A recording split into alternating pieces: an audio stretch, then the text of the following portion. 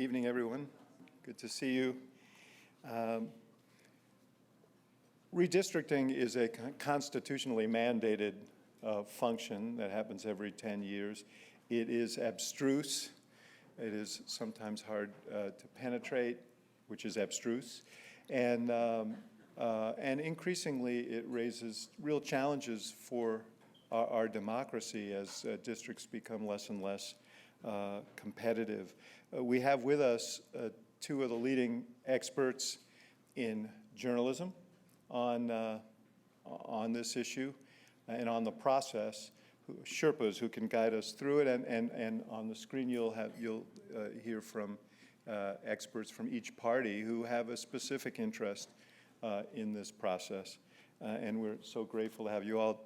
I don't want to take Sophie's thunder away here, so all I'll say is always great to have Dave Wasserman back. He was a great fellow here. He's a brilliant guy and a wonderful part of the IOP family. And now you're part of the IOP family too, Allie, even though you're a Northwestern graduate, so we excuse that. Just a couple of announcements. On Tuesday at 5:30 at the IOP House, we will host a conversation between David Sanger, the chief Washington correspondent for the New York Times, and our current IOP Pritzker Fellow, Lotfullah Najafzadeh, an Afghan journalist who is the director of Tolo News, and Afghanistan's first 24-hour news and current affairs television channel. And that's a discussion I think no one will want to miss. And then on Friday, Congressman Adam Schiff and Senator Tammy Duckworth will be in conversation at the IOP. That will be at 12 p.m. At the Rubenstein Forum.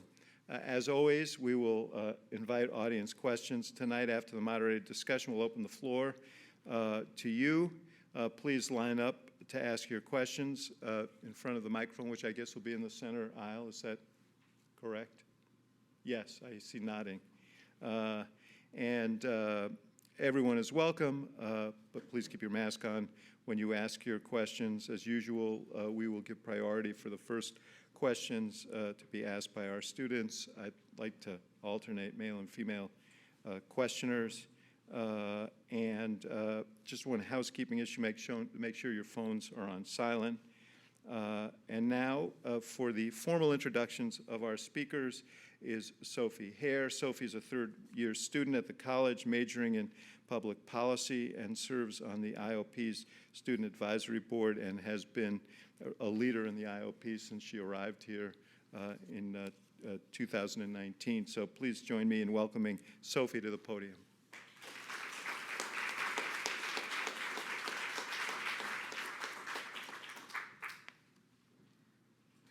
Gotta get my mask off, sorry. Okay.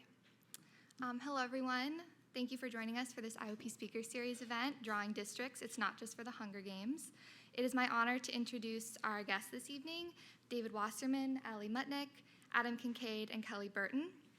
David Wasserman is the senior editor for the Cook Political Report, where he is responsible for analyzing U.S. House races and is a contributor for NBC News. You may also know him from his I've Seen Enough election night tweets calling important races across the country.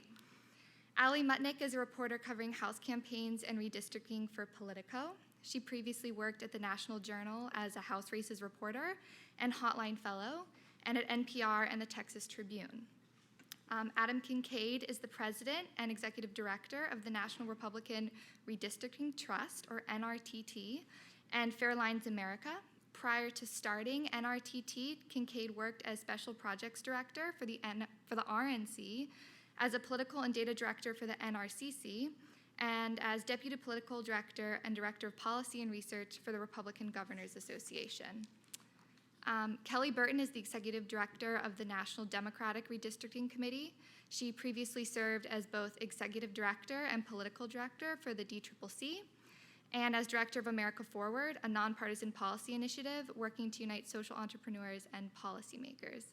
Thanks again for joining us, and please join me in giving a warm welcome to our panelists.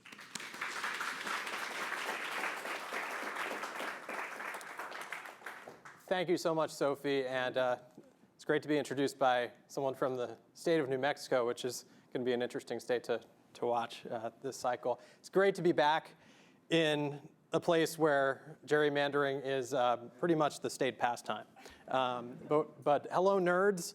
I think it's fair to say that this is like the pinnacle for those of us who study political geography. I was fortunate enough to be a fellow here in 2019, and it's probably the only place in the country where I could get 20 students to voluntarily show up to talk about redistricting for an hour on Monday afternoons for no credit, but it was a lot of fun.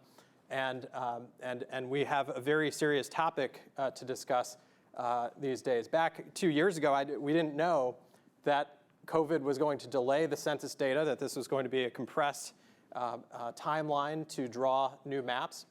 And this is an issue that is really becoming existential. Given the geographic polarization of the country, the fact that we have a widening urban versus rural gap, that's meant that how parties and how commissions draw the lines is more important to determining political outcomes than it ever has been. We're fortunate to be joined by some of the greatest minds and one of the best journalists covering redistricting today, Ali Mutnick from Politico, and we're going to get into a conversation in a minute with the top strategists for both parties when it comes to drawing lines for the next decade. But just to set the scene, I wanted to share just a couple slides to illustrate what's at stake in this redistricting round. And if we could pull those up. Do we have them? Great. So first off, this is a map of which states are gaining and losing seats as a result of the census. And there are 7 seats that are changing hands between states. Texas is the big winner in this round, picking up 2 seats. Florida, North Carolina, Colorado, Montana, and Oregon each picking up 1 seat. And then there are 7 states that are losing one seat each as a result of the census tallies. California is losing a seat for the first time since it gained statehood. Illinois, Michigan, Ohio, West Virginia, Pennsylvania, and New York are each losing a seat as well. One of the most amazing statistics from the census is that New York lost out on the final district in the House by just 26 residents. So it's amazing what a difference just a few census forms make. And, but the more important statistic for the political outcomes in 2022 and beyond is going to be who gets to draw the lines in each state, right? And this is the map of partisan control of redistricting. And this is where Republicans continue to have an edge. They had an even bigger edge 10 years ago. And that essentially won them the House until the blue wave of 2018. But Republicans have the final authority in 20 states that total 187 districts, including some pretty big ones that we're going to talk about tonight, like Texas and Florida and Georgia and North Carolina. Democrats have the final authority over redistricting in 8 states that total 75 districts. But one new feature is the prevalence of commissions. There are 10 states with commissions that total 121 districts. There are 6 states in purple that have split control between the parties that total 46 districts. And then there are 6 states that only have 1 district and fortunately for them can avoid this whole contentious process, at least at the congressional level, although it's still clearly a fight at the state legislative level as well. So with the scene set, first I want to turn to Ali and ask you, great to have you here, what are your key takeaways from having watched this process unfold so far? I'll give you 2. I think one on the Democratic side, one on the Republican side. One of the most impactful trends I've noticed is the move in blue states towards commissions. This is, a priority of House Democrats, of the NDRC. Their mantra is, let's take the redistricting away from the politicians, let's give it to these independent commissions.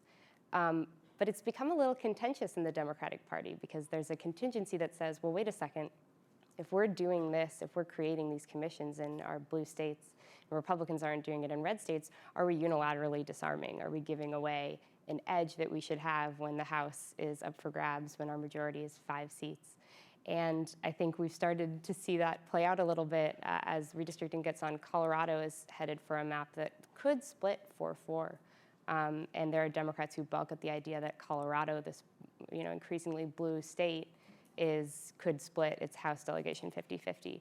In Virginia today, we've seen the commission struggle there. They essentially adjourned indefinitely today, the commission, unable to agree on a map that's likely going to the state Supreme Court. So I think that's been one of the most interesting trends in 2 very important states, Colorado and Virginia. And on the Republican side, I think I'm most interested, and we'll hear from Adam because he's the real expert on this, but the national message coming out of the Republican Party is draw 10-year maps. Don't overreach, be wary of lawsuits, don't draw districts that aren't going to withstand 10 years of population growth. And hearing that as kind of the party line always stuck out to me as something that was a little bit different than what we think back to 2010, sort of what they describe Republicans as sort of ruthless gerrymandering. And so I'm curious to the extent that national advice is followed statewide. Certainly in Indiana, they didn't carve up Indiana's 1st district in that initial map as one of the 2 blue seats in the state. And in Omaha, that's still going to remain a competitive seat, but we still have to see Kentucky, Tennessee, and some of these other states. Mm-hmm. I'll just offer 2 brief takeaways before we get to Kelly and Adam, our esteemed guests. And the first is I think state Supreme Courts are going to be more important than ever in adjudicating lines. Neither Congress nor the U.S. Supreme Court has stepped in to put any guardrails against gerrymandering, which means that this is increasingly turning into an arms race.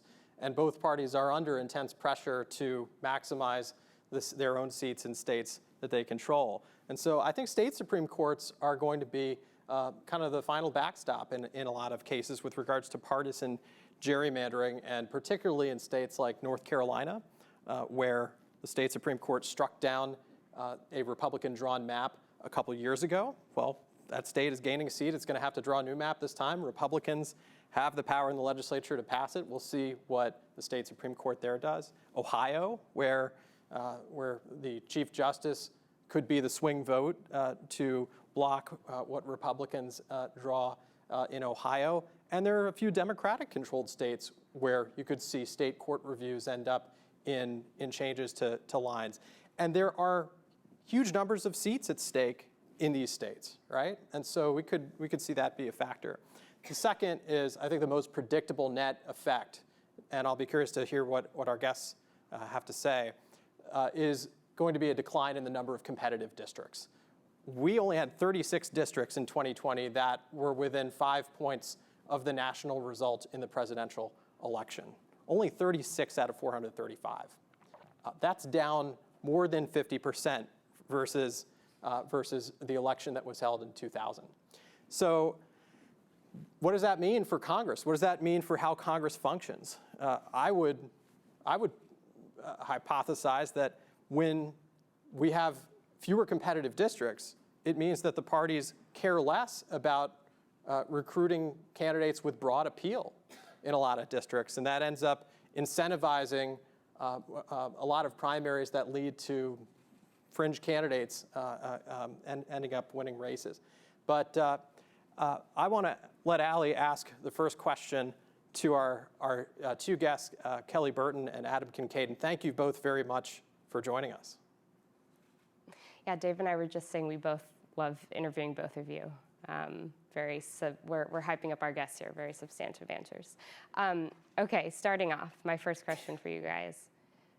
What has changed between 2011 and 2021 in redistricting? What are the biggest changes now? And let's start out with Adam, and then we'll get to Kelly. The law has changed. The fact that there are 2 committees that focus on this almost full-time has changed. The fact that we're doing these kind of symposiums has changed. Just about everything around redistricting has changed over the last 10 years. When I was at the NRCC doing redistricting in 2011, 2012, I got 1 press call in 2 years over redistricting. That is very different from where we're at now. So there's definitely much more of a public knowledge of redistricting than we've seen since 10 years ago. I would agree with that. And hello, everyone. Nice to see you, and nice to see you guys, even if not in person. I agree with that. I think the landscape has changed. I would say that this is the most small d democratized redistricting that we've ever had, where you just have so many more tools that are in the hands of the people. You have websites and map drawing tools that anyone can access. So gone are the days where only a small handful of people in the parties or in the secret data firms had the redistricting mapping software. I think it's really has opened up access to map drawing and to map analysis, which is exciting.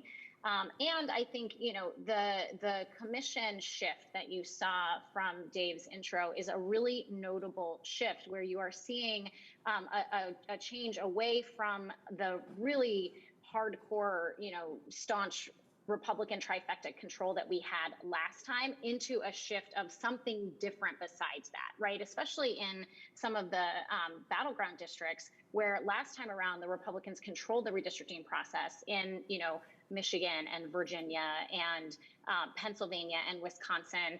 And those were some of the most gerrymandered maps of the decade. And now in those states, you have either a split control or some kind of commission or some kind of reform like in Ohio that's checking the process a little bit. So there are still a lot of big states the Republicans control, I know we're going to talk about, but I do think the shift in power away from that Republican trifecta control into more of a split control, Democratic control, or in some ways more importantly, commission control is quite different and exciting. I want to ask a show of hands. If we had held this event on redistricting, a pretty esoteric topic 10 years ago, and you'd been the same age you are now, how many of you would have shown up tonight? So, okay, a handful. But I feel like this topic really has exploded in the public consciousness in the last few years because we have seen lines predetermine so many outcomes. But Kelly, you touched on commissions. I want to get both of your takes on this. We've seen an increase in the number of independent or bipartisan commissions, but they're not all created equally, right? We've got some processes that are more citizen-driven. In California, for example, where it's selected by a combination of application and lottery, and they're prohibited from taking into account political data or where incumbents live when redrawing lines. You've got some that are more politically or politician selected in states like New Jersey and Washington and Arizona, where you have legislative or party leaders who are selecting members. So which commissions what structure has tended to work well? Is this a good thing for the country that we're moving towards commissions? Is it a mixed bag? Adam, let's start with you. So as far as the commissions that work the best in the country, Washington State's has worked pretty well over the last, they did a good job 10 years ago. Seems to be moving pretty smoothly this time around. But it's one where you've got 2 Republicans and 2 Democrats that are appointed by the legislative leadership. You have a chair that is, presides but has no vote. So the 4, political folks have to agree for a map to come into effect. So you don't have the tiebreaker that all pressure's on that person. Arizona 10 years ago was one of those places where the tiebreaker, the commission chair, would side with the Democrats on just about every single vote. And so that led to a certain amount of controversy over those maps, obviously. So I think Washington's has worked pretty smoothly. Overall, the commissions definitely have been a mixed bag. We've seen some fail, we've seen some succeed, but through all these, Ali, I think wrote something a week or so ago about this.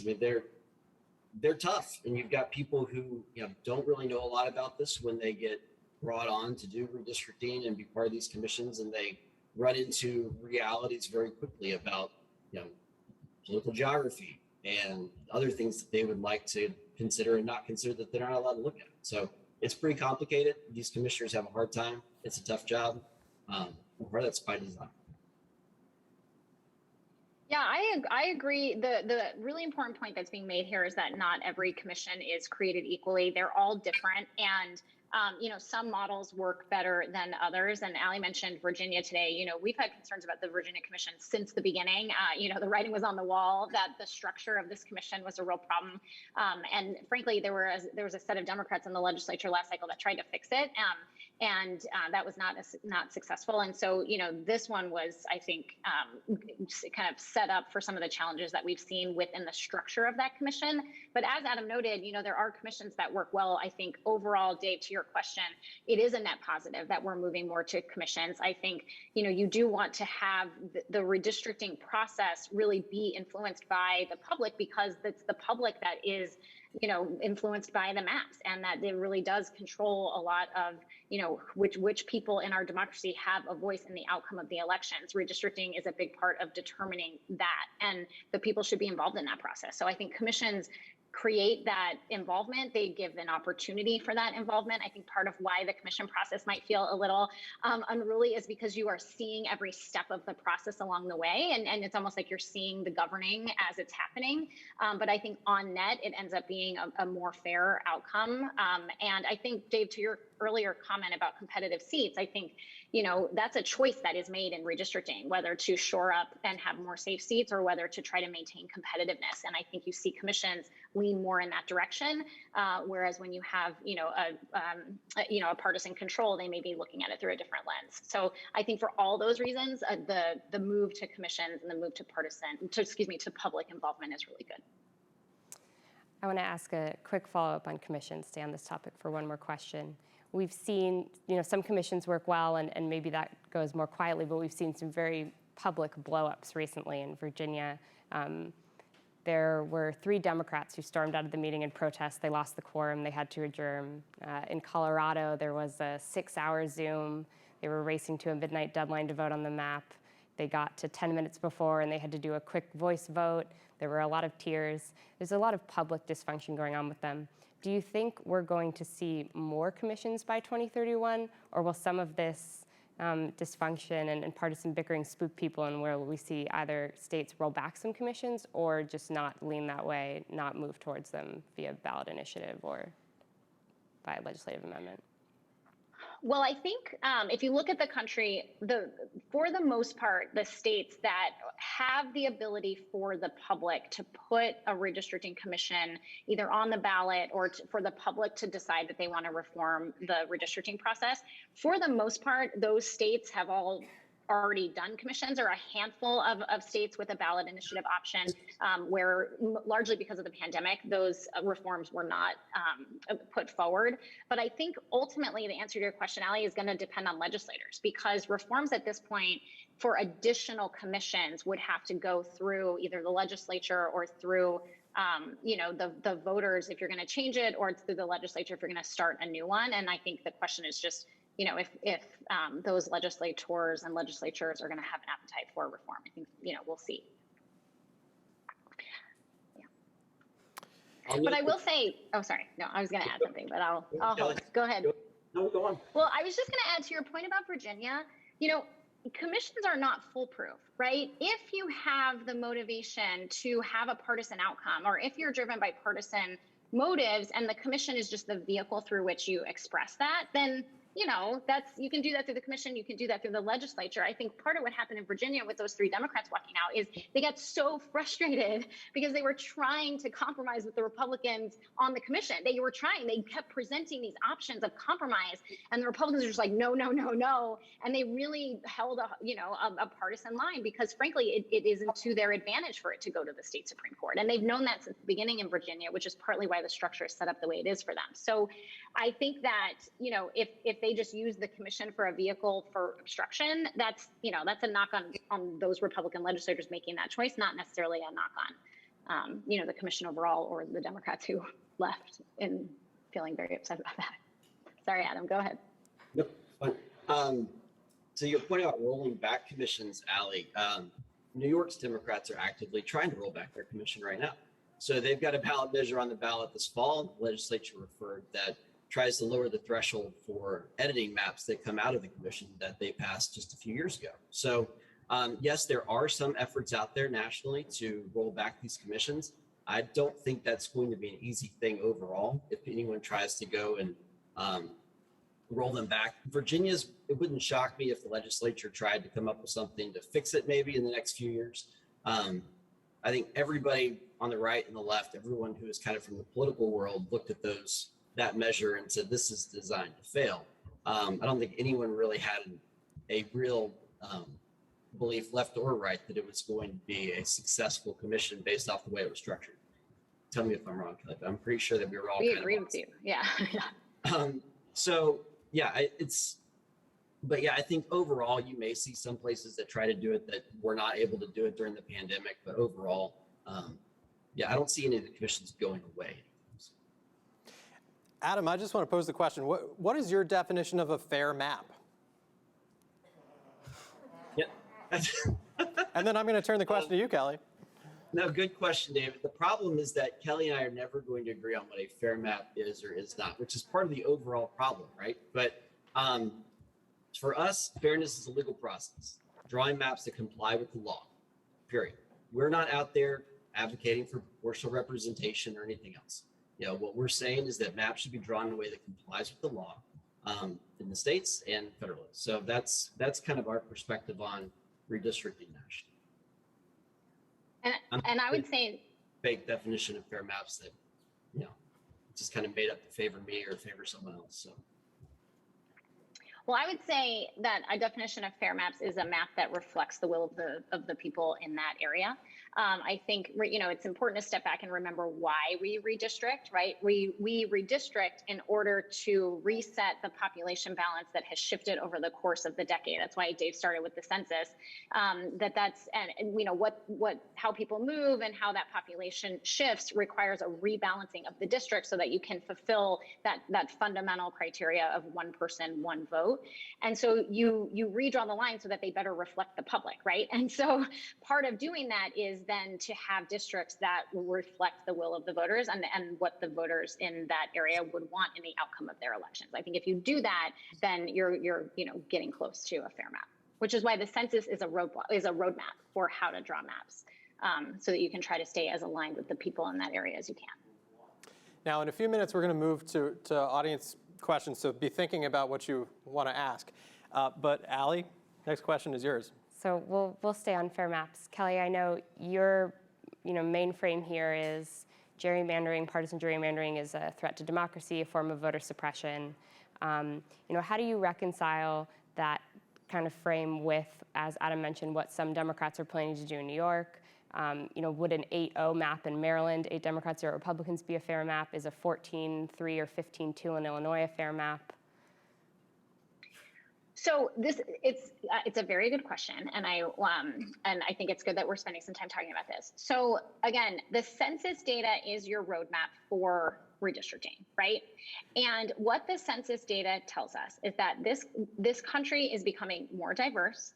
The population is shifting more into urban and suburban areas, and it's shifting out of the rural areas, right? So if you follow the population that trends along those lines, then you will see an increase in Democratic seats, or at least an increase in competitive seats for Democrats. Because right now, in this moment, in our history, that those voters and that population shift benefits Democrats, right? It might not always, but right this moment, that shift toward more urban, suburban areas, people of color, and fewer rural areas, that is a benefit to Democrats. So right now, if you follow the census data as a roadmap, you will see Democrats pick up seats, regardless of who controls the process. So you should see Democrats pick up seats in Illinois. You should see Democrats pick up seats in New York. Not because they control the process, but because that is what the census data tells you to do in those maps, right? The difference is you also should see Democrats pick up seats in Texas, and you should see Democrats pick up seats in Georgia and North Carolina and Florida and these states where the Republicans are in charge right now, and they are going against the grain of what the census data tells them to do. In Texas, 95% of the growth came from people of color. That's why Texas got 2 seats. And yet, because on this gerrymandered Republican map, the number of white districts increases and the number of minority influenced districts went down. And now you have 0 districts with majority African American districts in Texas. Like, that doesn't reflect the data.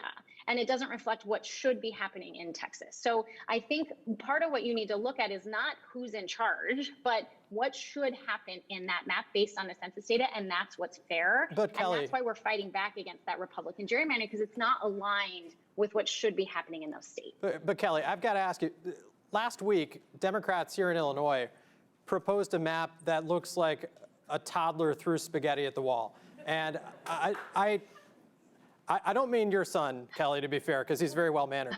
But And very cute, thank you, yes. he is very cute. But it aims to elect 14 Democrats and 3 Republicans in a state where Trump still got around 40% of the vote. And the lines defy, or seem to defy contiguity, much as Michael Jordan used to defy gravity. So, Kelly, I have to add, and by the way, it does not create a new Hispanic majority district, even though Hispanics accounted for a huge percent of Chicago's growth and Illinois' growth in the last 10 years. Where's the outrage from the National Democratic Redistricting Committee? Well, look, I think it's a draft map, right? So I don't think that will be the final map. I think what you're seeing in the states right now is you're seeing legislative leaders and commissioners put out drafts, ask for feedback, have a discussion, and then the maps change. I think that's what's happening in Illinois. I don't think that will be the final map. But it is, again, important to remember the census data, right? So what the census data in Illinois showed is that the rural areas lost population, and the Chicago and the urban areas actually grew in population. So you should see an expansion and a shift in seats in that direction in Illinois. You should. I think the Hispanic numbers that you mentioned is something it sounds like, based on what I'm reading in the press, the legislature is dealing with and looking into. I think you had a tweet on that, Dave, recently. So I think they will iterate. But again, you should see rural areas and Republican districts in Illinois shrink and lose population, and you should see seat increases in the urban and Chicago areas. And that is just a fact of the data. So we'll see where it lands. It's in process, but it's in the direction of what the census data tells you should happen. Adam, what say you? On Illinois? On Illinois. I look forward to seeing the next iteration.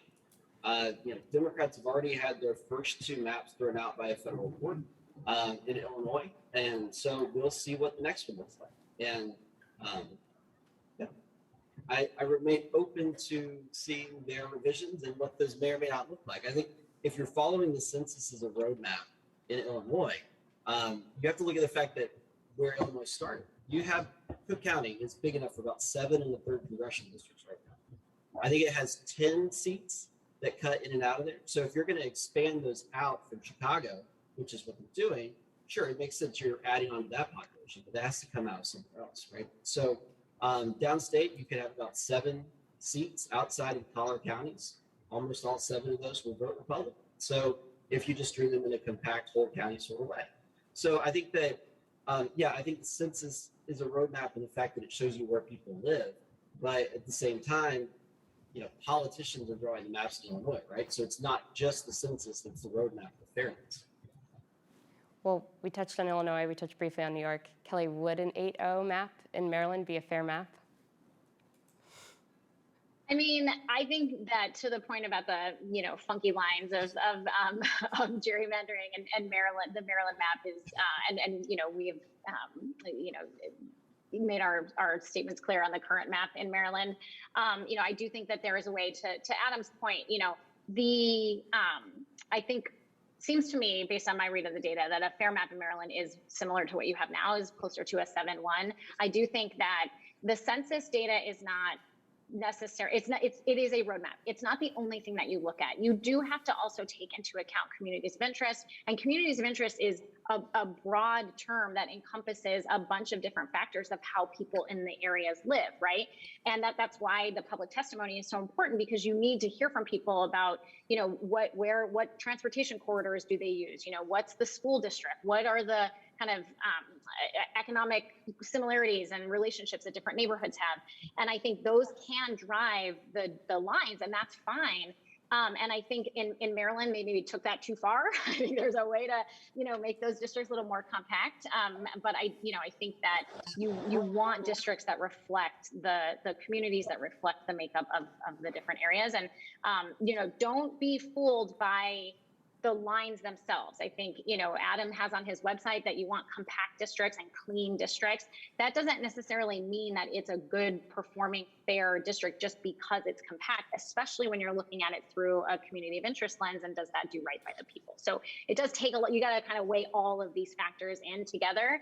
And that's why the definition of fair might feel a little subjective, but it really is trying to balance all of these dynamics and come up with a map that's right for the people of that area. For those of you who haven't seen the Maryland congressional map, there is a district that a federal judge the other year likened to a broken-winged pterodactyl lying prostrate across the road.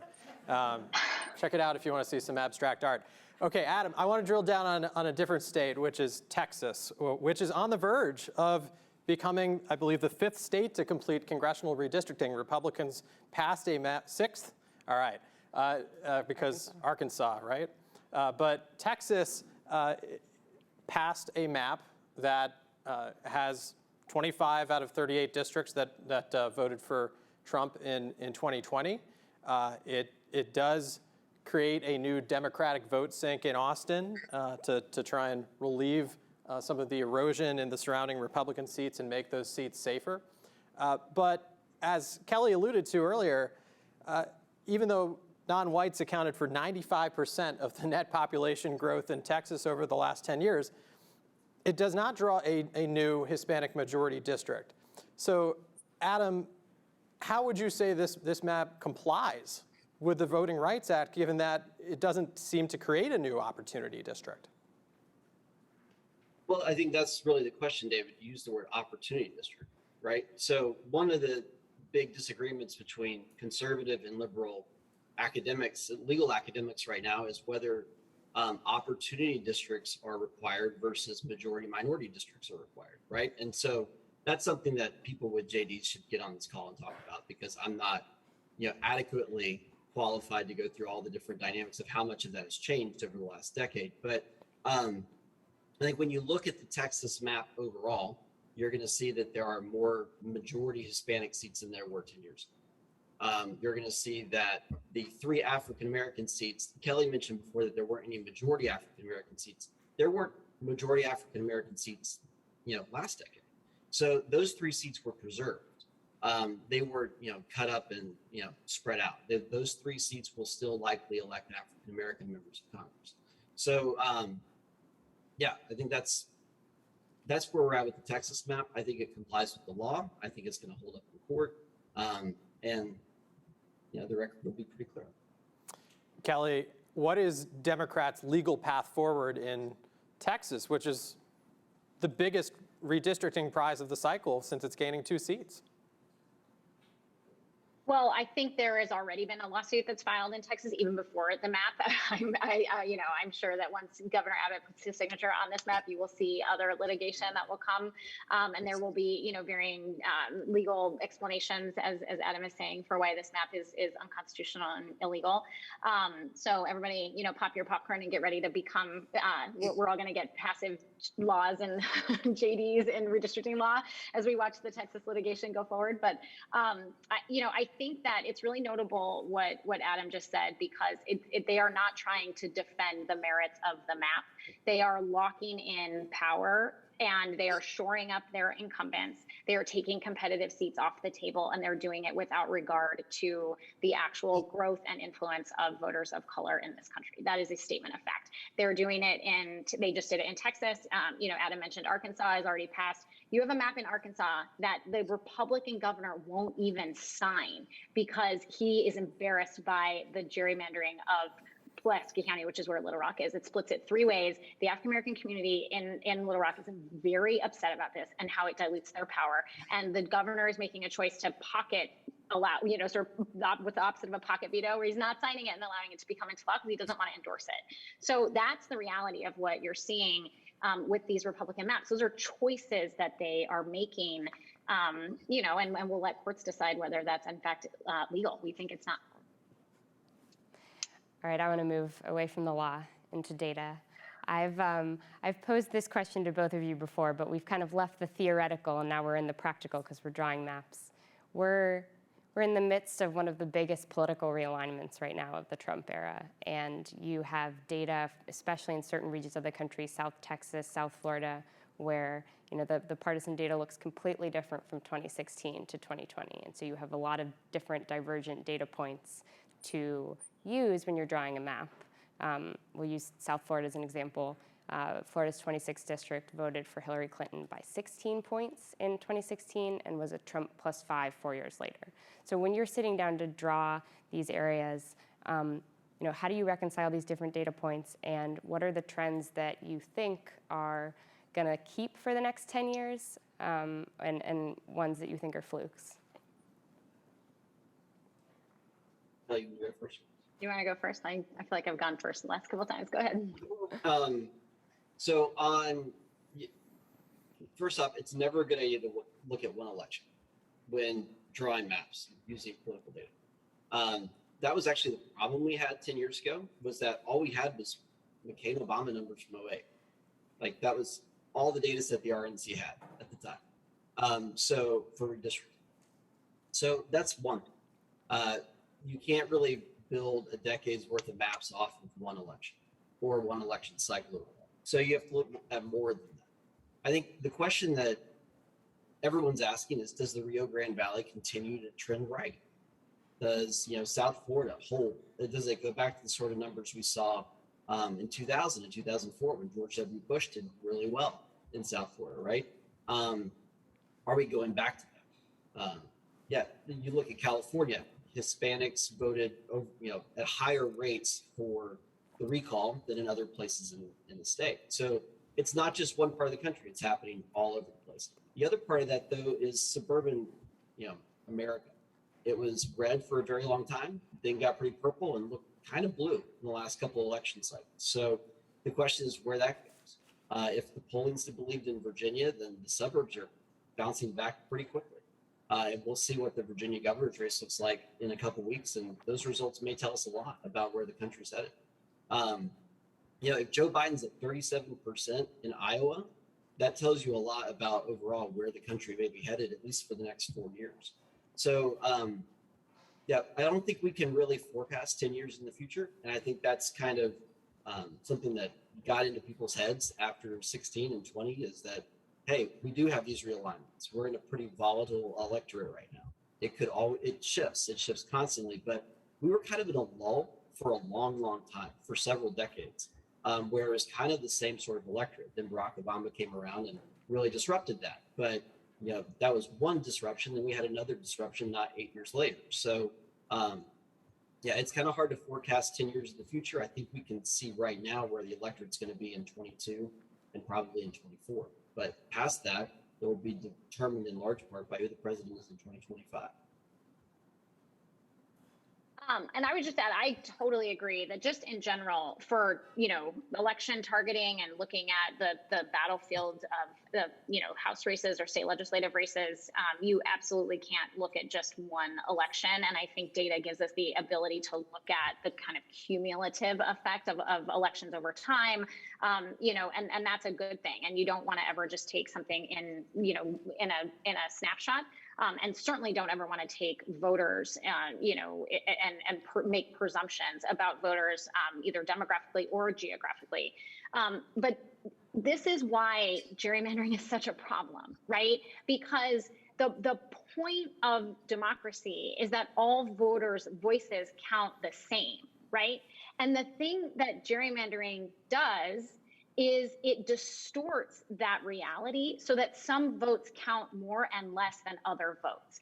And what should happen, right, Allie, is that as elections change, as voters change their mind, then their representation should also change, right? And so if you have a dynamic where, they liked the Democrats and now they like the Republicans, the election should reflect that. And gerrymandering prevents that. It predetermines the outcome so that what you see, and this is what we saw over the course of the last decade before 2018, is that the voters were telling you one thing with their vote, and the outcome of the election was not generating that result. And that's why you had, in Ohio, where Republicans consistently get 52, 54% of the House vote, but they consistently get 25% of the seats for the decade, even in 2018, right? With the 2018 Trump wave, the wall of gerrymandering in Ohio was so high, the Democrats got 0 new seats. That's not fair. That's not reflective of the voters. It doesn't allow for the changes that may happen in the electorate to then also change the outcome of our elections. And that's why it's such a problem to have these gerrymandered maps. I think one thing we can agree on, all 4 of us, is that there are a lot of competing trade-offs here. Do you prioritize proportionality, competitiveness, compactness? These are all factors that parties are wrestling with, that commissions are wrestling with. But one implication that I want to drill down on before we open it up and come prepared with your questions in a minute. There are new Voting Rights Act implications this time that are new versus 2011. This is the first redistricting cycle since Shelby v. Holder rendered inoperative Section 5 of the Voting Rights Act, which essentially established a preclearance regime where the Justice Department reviewed maps to ensure that they follow the VRA. How does that affect how you think about both maps that your parties are passing, maps that you're challenging in court, and what states in particular are you going to be watching in addition to those we've already discussed? Kelly, you want to start off? Sure. Well, I do think that the Shelby case that kind of dismantled preclearance and weakened the VRA is a real problem. And I think that's why you are seeing Democrats in Congress fight to restore the VRA, to restore preclearance. I think these 2 bills that are going through Congress right now, the Freedom to Vote Act, which bans partisan gerrymandering, which is a whole bunch of very cool and important things in protecting our democracy, expanding access to voting, preventing the election subversion that we're seeing by the Republicans in the states, is a very important bill. And then also in parallel, the John Lewis Voting Rights Advancement Act does do not to get too far in the weeds here, but in that Shelby case, they basically said Congress needs to do this. It's not our job, and Congress needs to come up with a new formula. And so what you have right now is Congress taking that mantle and trying to do that. And you have just literally today on the Freedom to Vote Act, Republicans blocking that from happening. So, I think that it's what you're seeing from Democrats is wanting to restore these fundamental protections of our democracy, and to make sure that people have the strength in their vote. And I think you're seeing the Republicans block that because they know that will hurt them politically. Because again, they're trying to sort of strengthen the voice of some voters over others in terms of who determines our election. So the VRA is not the only tool in the toolbox. There's a lot of ways to fight back. And I think from the public pressure and the participation to the lawsuits you mentioned, Dave, state Supreme Courts, I think are going to be really important. I agree with you. But all of these factors are important. And I think if we do right by our democracy, we would restore all of these protections. And that's what I think you're seeing Democrats try to do. And Adam, do you believe Democrats are using the VRA as a backdoor to try and gain more seats for Democrats? Or do you believe that there is a fair threshold for what constitutes a minority opportunity district that should be adhered to? Sure. So first off, on the VRA itself, Republicans and Democrats voted together to remove the VRA during the Bush administration. Right. It happened in the 2000s. The difference this time. Right. So what happened in the House? Why got 0 votes? Zero Republican votes? Well, I mean, Kelly, how much did the Democrats and Republicans talk about what would go in that bill? Where we're at right now with the VRA and everything else, I mean, yes, preclearance is gone, but that doesn't mean that people don't still have to comply with Section 2. They don't still have to draw maps that, overall comply with the law. And I think that's where, we're telling people to do that, to follow the law, to look at where the law is headed. As far as how you define what is or is not a required seat under the VRA, David, I think you have to look, it's unfortunately, there's not one rule. right? I think everyone would be kind of okay if there was one rule that we could follow and go, okay, this is where it is, these are the lanes and everything else, and this is where we go. This is where we're driving. The problem is that there's not. And a big part of the challenge with drawing minority districts in the country is that it's very localized, right? Like some parts of the country, you have African Americans that are being elected in the state legislatures in 40-something% districts, right? But you have other parts of the country where to elect African Americans to legislature or the Congress, you need significantly more than that. And that's why there's a lot of academic research and things that goes into these when legislatures are building a record to figure out what they're supposed to draw and how they're supposed to comply. So I can't give you one rule because there is no one, which is what makes this so complicated. And it's part of what Kelly's talking about, and they'll spend a good bit of time and energy litigating that and talking about it over the next few years, and we're going to do the same thing. And so the real question is where the Supreme Court is going to take redistricting law when it comes to racial gerrymandering.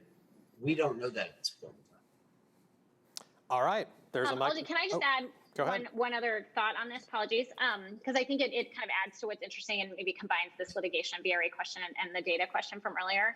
I think one of the things that you're seeing Republicans do in the states is to turn off race data as almost like foolproof against the potential for this line or this dynamic that Adam's talking about, where that it's not a hard line of how much did race determine the outcome of those maps.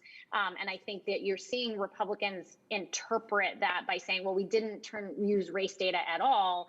And I just want to kind of have all of us be very thoughtful about that approach as like, are we sure? Because, in the same way that like, saying, we're colorblind doesn't eradicate racism in this country. Just turning off race data doesn't necessarily, alleviate the dynamic of not taking into account people of color, and also of not doing right by those communities, not only because of their race, but because of all of the dynamics of that community of interest. Again, I think it's also a sort of false pretext to think that these legislators don't know the racial makeup of their states, and just because they turn off race data, they like all of a sudden are blind to that. So I think that's been an interesting trend of this cycle, is this notion of Republican legislators just turning off race data and thinking that that's totally going to protect them in court. I think it's more complicated than that. I'll note that we're not advocating for that. It's for the record. All right. Do we have any questions from the audience? Yes, we have one, and please tell us. Yes? Okay, all right. Don't be shy.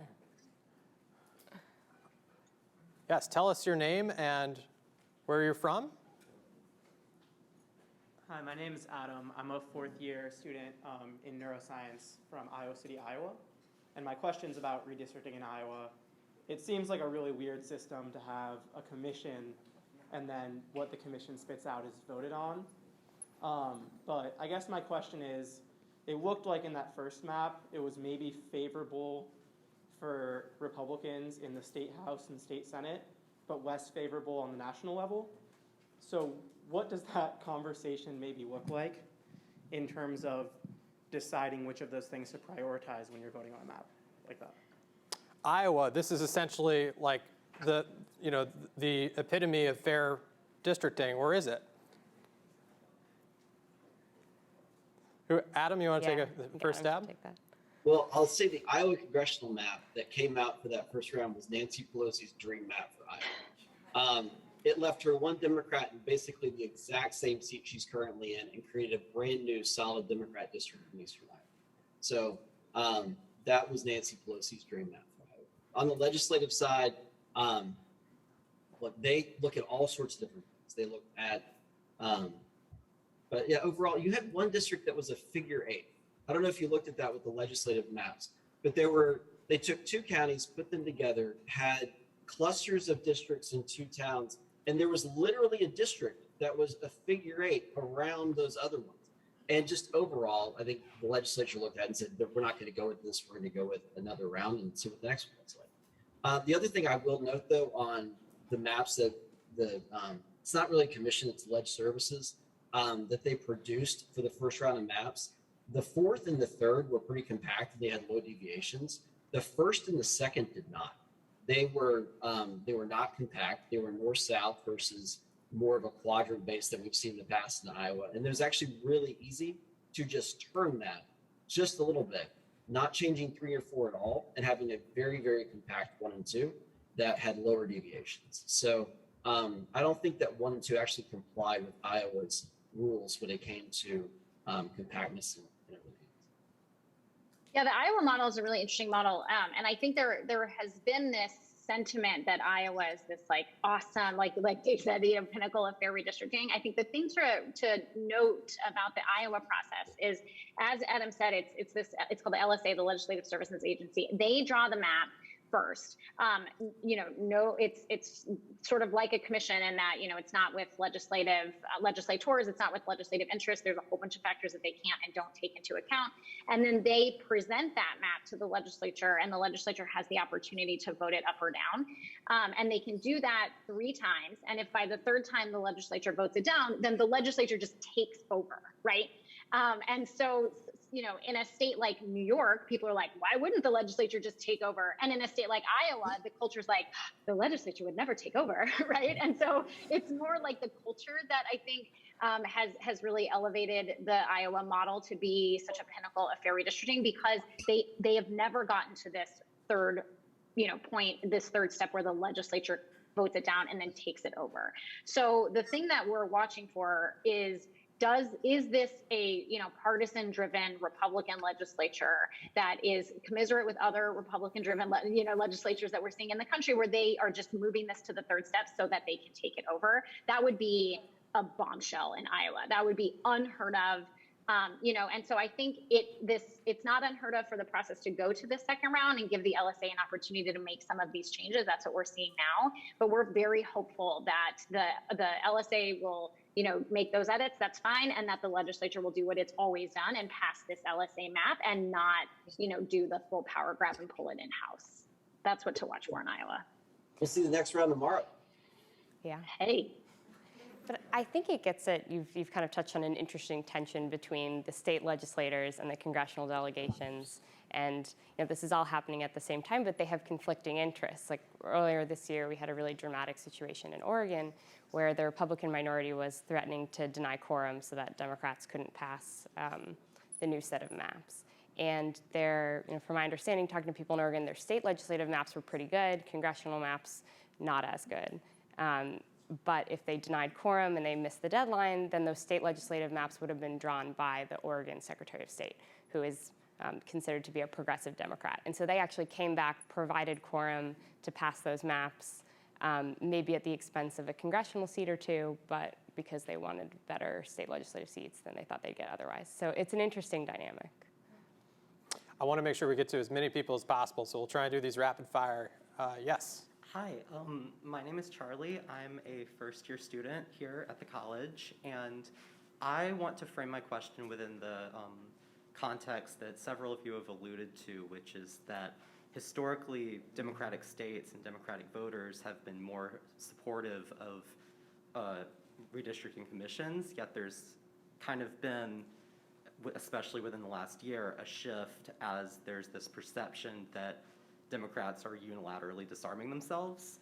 So I want to ask, within this context, do y'all perceive the future and like the shift in the next decade to be a sort of pressure point for Republicans to also embrace commissions, or do you think that there is going to be a continuance of this polarization in the process?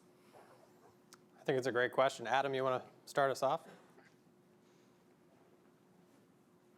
As far as a pressure point on Republican states to impose commissions, is that I think you have to get past the fact that most Republicans believe that independent redistricting commissions, for Congress at least, are probably unconstitutional. The Supreme Court has had one ruling on that. A lot of our folks still don't agree with it. So that's challenge number 1. Challenge number 2 is you have to look at these commissions across the country. They are a lot of them are dysfunctional. But if you look at Colorado's commission specifically, Colorado is set up in a specific way, had certain criteria. It went through that process and created a map that was not as democratic as the Democrats wanted it to be. You had 4 pretty good Democratic seats, 3 Republican seats. One of those is kind of, it could degrade over the decade, I can see pretty easily. But the fact that it wasn't a 5-3 map or something that had a much clearer Democratic tilt to it meant that it needed to be challenged by, I don't know how many different people who filed, got into that. The new Colorado 8 is probably the most competitive seat in the country. It's like 49-49 for everybody, if you look election after election after election. And so it's a really interesting district in Colorado, but you immediately saw that people challenged it because Colorado's result wasn't Democratic. If you look at Michigan, Michigan's commission right now is actively trying to gerrymander to create 7 Democrat-leaning districts in the state. The commissioners are openly talking about this during the hearing process. I mean, I think Allie, David, both of you have heard some of that as you've kind of looked at Michigan, where you have people trying to connect Grand Rapids with Kalamazoo just to create a Democratic seat in Western Michigan. I mean, these sorts of things, the commissions overall, I don't think that they have credibility in red states, and I don't think you're going to see a big push to implement. I love that we're talking about district lines in Kalamazoo. Yes, Kelly. Well, I was just going to add that, I dispute what he said about Colorado and Michigan, but just quickly, I think it's important to note that in Colorado, as we've been talking about, all the commissions are different. The briefs that are with the Supreme Court right now are part of the Colorado process. So the Colorado process runs through the Supreme Court because the Supreme Court has a review step in this commission. So it's not like Virginia or some of these states were like, oh my God, the Supreme Court's taken over, everyone's challenging the map to the Supreme Court. It's not that. It's the Supreme Court is the final step, and you can talk to the Supreme Court and submit your opinion, same like you can to a commission. And I think what you saw with the 8th from us and others was feedback to the commission, feedback to the Supreme Court on some pieces that that they could improve upon, because that's their role in the Colorado process. So that's all par for the course. And look, I think that, I think that this is a really important point that you're hearing from Adam, because it goes to what Allie mentioned at the top about the top takeaways. Her top takeaways, 1 is Democrats want commissions, but 2 is that Republicans want 10-year maps, and that they really see the redistricting process as the way to lock in 10-year maps. And commissions make it harder to do that because you don't have just hardcore control where you can do whatever you want. And the Republicans want to protect that. They want to preserve that, because what we're seeing is in the states where they do have that control, they are actively choosing to shore up a 10-year map to make their incumbents safer, to take the competitive seats off the table, and to make it so that no maps change hand in that state, regardless of what the voters want. That is their goal. They are telling you that. So the lack of support for a commission is almost like a lack of support for the voters and the people, and it's just it's how they get to their goal of the 10-year solidified map. And Dave, you mentioned competitive seats. The lack of competitive seats in redistricting is a choice. It doesn't have to be that way. You could have, like what Adam is saying in Colorado, where the 8th is competitive. Great, it should be. It's Colorado. If it's 5-3, if it's 4-3-1, if that ultimately ends up as 6-2, great. That reflects the state. Why is that bad? And we're not scared of the voters. We're not scared of competitive seats. And we think that if the maps were fair around the country, you would actually see a 40% increase in the number of competitive seats in this country off of what we have right now. That is what should happen. So it's just, these are choices that are being made. They're not predetermined.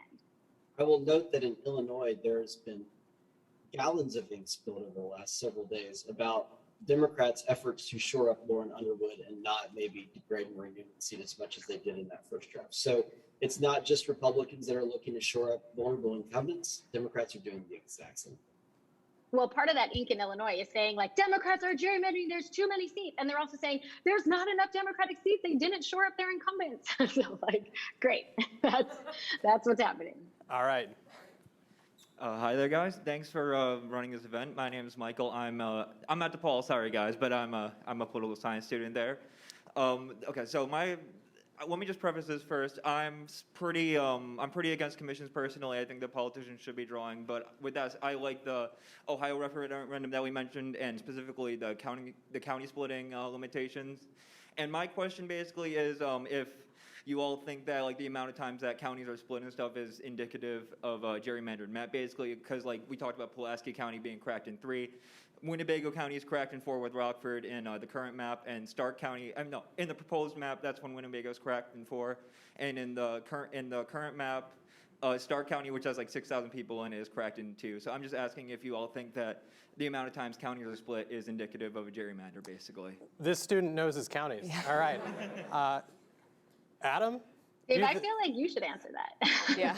Hey, look. You're talking to the master here. Go ahead. Well, take it away. Hey, we have existing political subdivisions that could be used as building blocks. I kind of don't see why we don't use them more often. That's my personal feeling. But Kelly? Well, look, I think it's like we've been talking about all night. You have to look at a multitude of factors on what counts as a fair map and what is determinative of a fair map. I think in some states like Iowa, you actually have to keep counties together.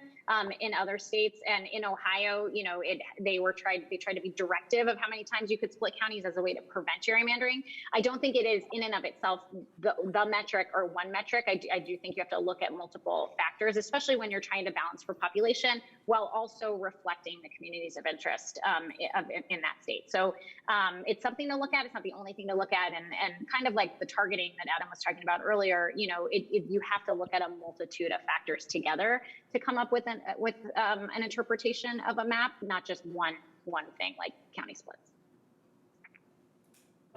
So I'll have a couple things to say on this. First off, we did some research on this a couple of years ago. Voters look at whole counties and they don't think that that's true. Voters like to look at districts and understand why they were drawn the way they were drawn. If you show them a map of Maryland, they will say that's gerrymandering. If you show them a map of Nebraska, they'll say, oh, that looks like a fair play, right? So generally speaking, or Iowa, they'll think, oh, that looks like a pretty straightforward plan. Obviously, you can't draw whole county maps within deviation rules all over the country like Iowa. Iowa's a unique case in West Virginia too. But overall, though, I think that most voters look at it and they think, okay, that looks clean, so that makes sense. I understand why that was drawn that way, so that's not gerrymandering. As far as being able to look at it, though, for those of us that do this all the time, you can't really look at county splits as the giveaway for gerrymandering or not. There's a lot of other things you weigh. But I will say that I think David and I agree on the counties as building blocks for districts. And we've talked about this a few different times, haven't we, David? But the reality is that if you wanted to change the way America redistricts, it would make sense to do it in a way where you're building off of jurisdictional lines. But you also have to do other things, like taking away people's ability to use political data when drawing those maps. And drawing maps that are just based off of population, city and county lines, compactness scores that are defined, not kind of nebulous, and then build from there. And I think there's a way to do that, but it's complicated. It would take probably decades to get that through the House. But there is a way to do it. Did that answer your question? Yeah. Can I say one thing here? I just Quickly.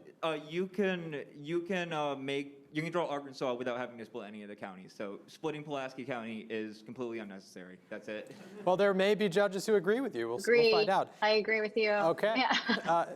And apparently the Republican governor has some concerns. All right. Yes. Hello, my name's Hugh, and I'm a first year in the college, and I was wondering specifically. And where are you from? I'm from Montgomery County, Maryland. I've heard of it. Okay. Okay, and I was wondering about Texas and what parts of the map might get struck down in a potential legal challenge. All right.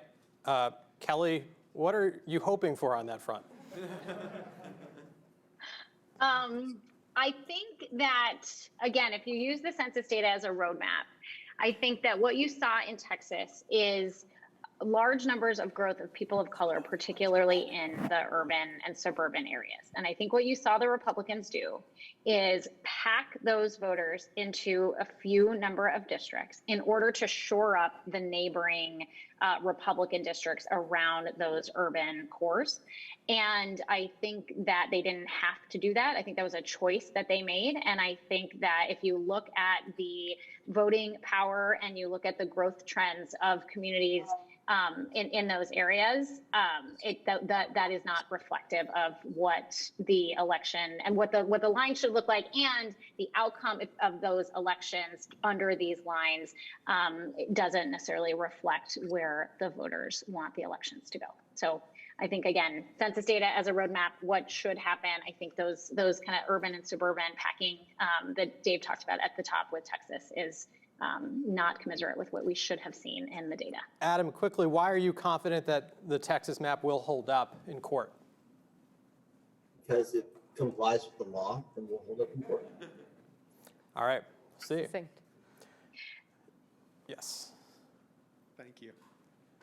Hi, I'm Jacob. I'm a first year at the college from Michigan, and this may Where in Michigan? Zealand. It's next to Holland, if you know where that is. Okay, yeah. So this may get at a larger question, but I was just wondering, because you mentioned how like there's like this increasing like shifts, and there's geographic polarization, and there's like this like almost life or death kind of weight on redistricting, like every district matters. So I was just wondering, like as redistricting experts, do you think that's like a tenable situation, or if in the future, if this pressure sustains itself and keeps building, might see greater changes to redistricting, like multi-member districts or redistricting more often, or something that changes how we view it? Feel free to jump in if you want to as well.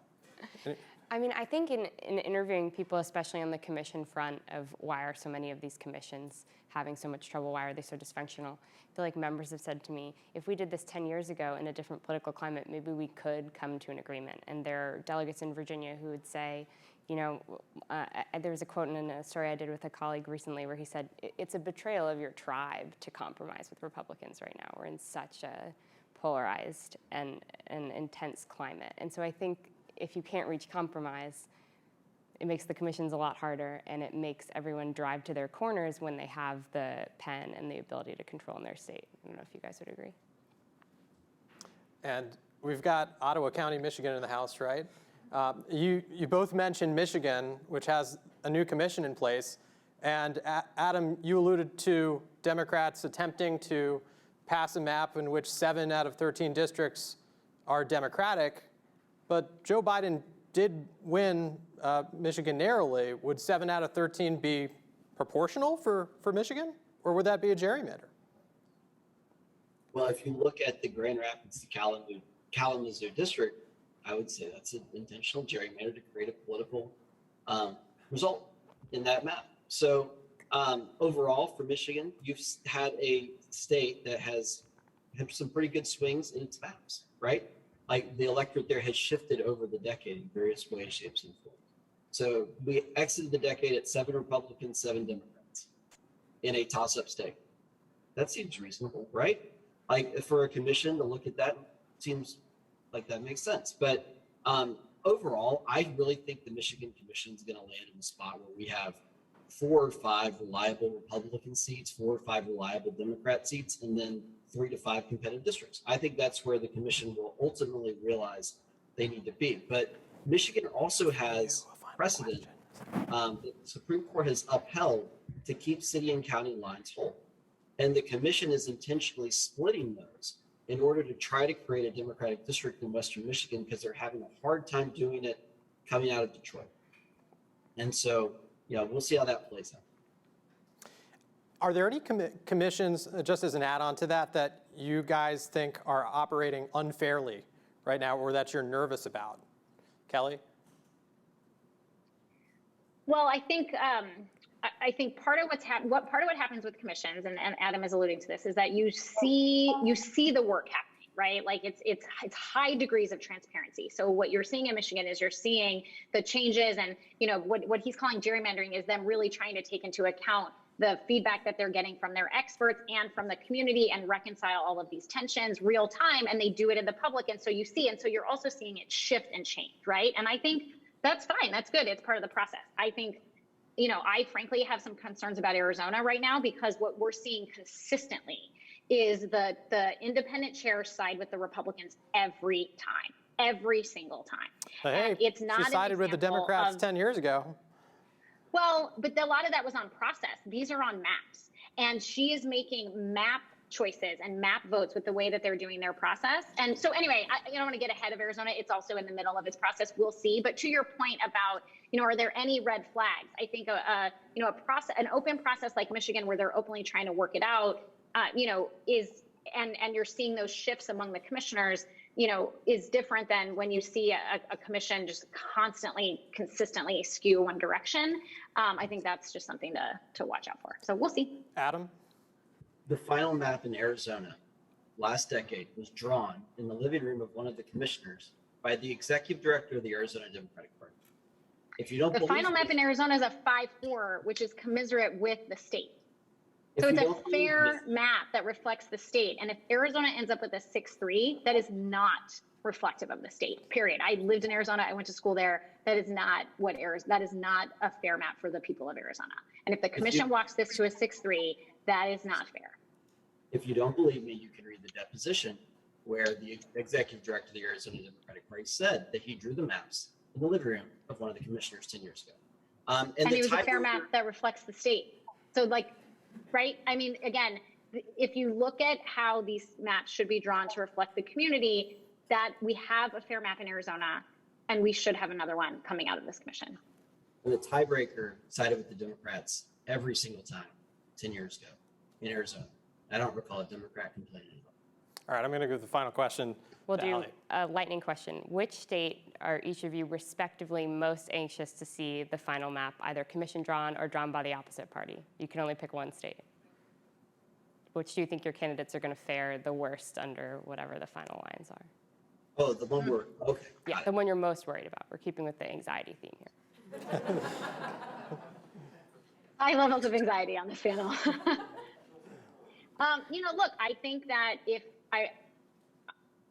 I think if you have maps where there are competitive seats, where both sides can compete, that's good.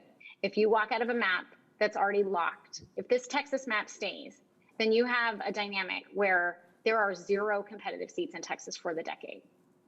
Is that good? Is that good for the people of Texas? Is that good for the political infrastructure of Texas and the pipeline, all these awesome young people in the audience that might want to work on campaigns?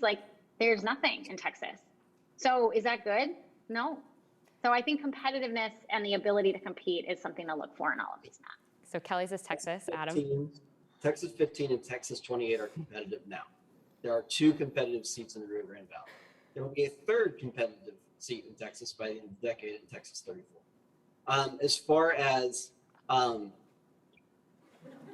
guess we talked about the map you've already seen. I guess the one I've got the most anxiety over is California, just because it's California. And we already have lots of good evidence that the commissioners are meeting with various people in California off the record and are trying to hide from FOIAs and everything else about who they're meeting with and who they're drawing lines with. We have a pretty good idea who it is, but we're already seeing that in California. So we'll see how that unfolds over the next 2 months. All right, well, Allie, I don't know about you, but I've seen enough. Yeah. No, I'm just kidding. I want to say,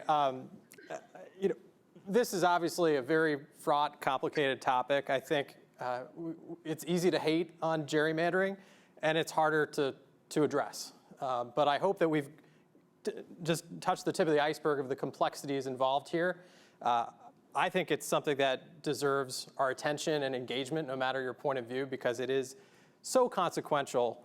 I think more consequential than a lot of the other aspects of election administration that we argue strenuously about, to how our members of Congress and our legislators are elected. Any closing thoughts? No, I think you summed it up really well.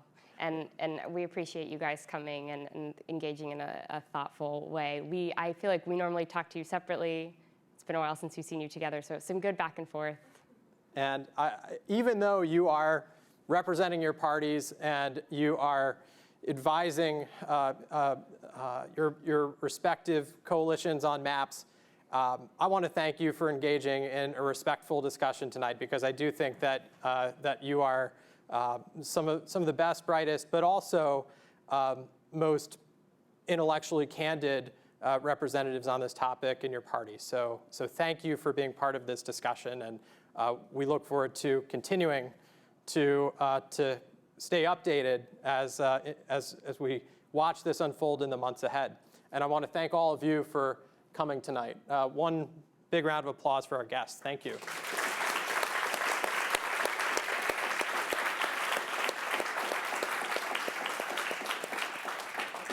And thank you, Allie. Have a safe trip home. Thanks for coming. Thanks, y'all. Good to see you, Kelly. Thanks, everyone. You too. Take Later. care.